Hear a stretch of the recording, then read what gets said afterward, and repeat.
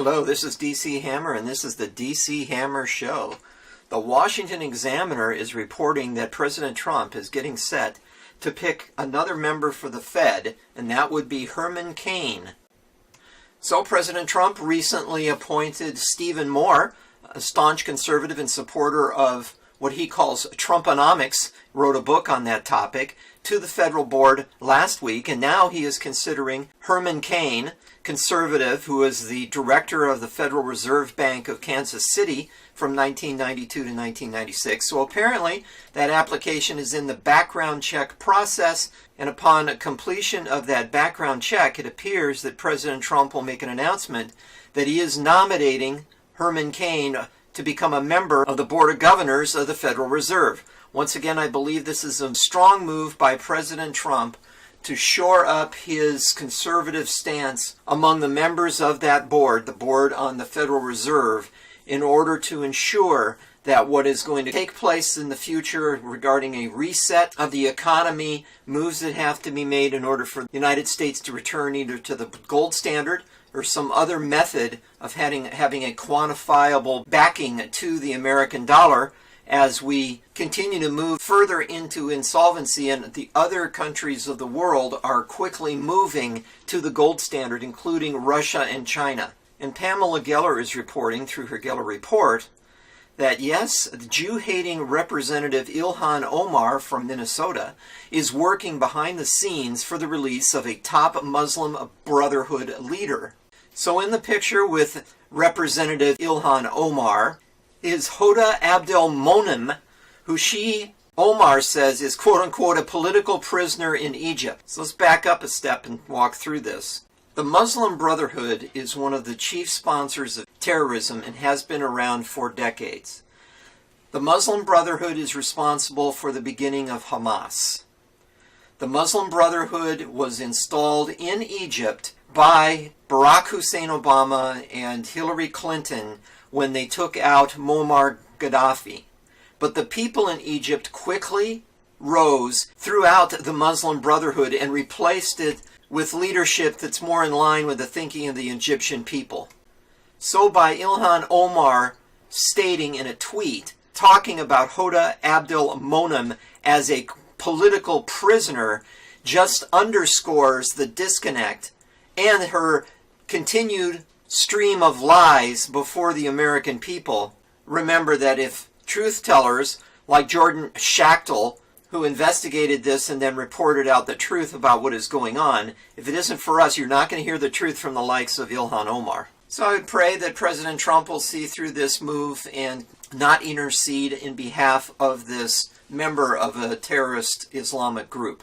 So the Washington Free Beacon is reporting that it appears that the Democrats value kittens over kids. Democrats who had defended Planned Parenthood are helping through legislation to end research done using kittens. So four of the Democrat senators who voted against protecting newborn children, as in human children, are now sponsoring a bill to protect baby cats. So it's apparent that the Democrats continue to have their priorities all upside down and are taking action in order to ensure that there is no medical research that would benefit humans to be done using felines, but at the same time have no compunction against passing legislation that would result in the murder of human infants even after they're removed from the womb.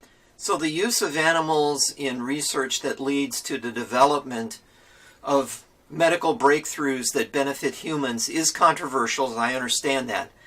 But for the Democrats to back the ban against using kittens in this kind of research that actually does result in breakthroughs that benefit human beings, and at the same time staunchly resist restriction upon the murder of humans, as abortion now is pressed to the point of delivery, and even if a delivery is successful, a human child results, there are many Democrats that are now supporting the ability of the doctors and parents to make the decision to end the life of that newborn upon birth. Sad and disgusting and hypocritical all at the same time.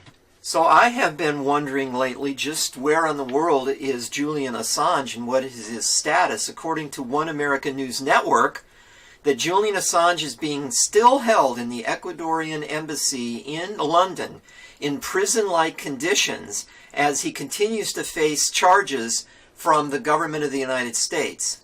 So his captivity now has stretched into 7 years. He had, as the publisher of WikiLeaks, had attended a conference in Sweden 7-8 years ago, and there was a charge leveled against him for rape by a female while he was in Sweden.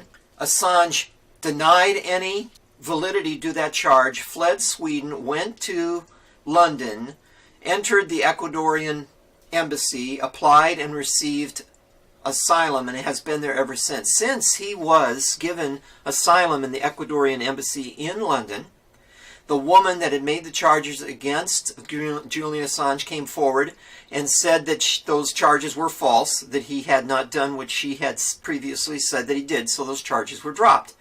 But because Assange had left Sweden without going through the formal proceedings through the court system there, he is considered to be a fugitive in essence. And the UK has since then vowed that if he were to step out of the Ecuadorian embassy, he would be arrested for having fled justice. And for various reasons, unbeknownst to the American public, the American government, the previous administration, the Obama administration, and now even the Trump administration, apparently continues in the background to press for Julian Assange's arrest if he were to leave the Ecuadorian embassy. But there have been rumors off and on that Assange has been in discussions with representatives of the American government, and apparently Senator Rand Paul is warm to the idea of Julian Assange being provided with some kind of exemption from arrest if he were to leave the Ecuadorian embassy in London, as long as he were to provide information to the American Congress regarding a variety of issues. So I continue to pray for the release of Julian Assange and for his ability to shed light on some mysteries, including the mysterious death of Seth Rich and what really happened with the acquisition by WikiLeaks of those emails from the Hillary Clinton server. Who knows where this is going, but it appears the conditions within the Ecuadorian embassy for Julian Assange are more contentious than they were before, and he is being subjected to, at times, body searches. His movement within the consulate has been restricted.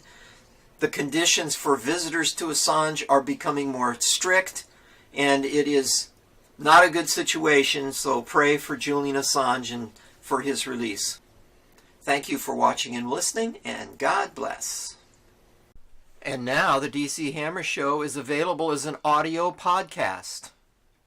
Just go to Podcast Garden or iTunes and search for DC Hammer or News Narrative Analysis Associates, NNAA.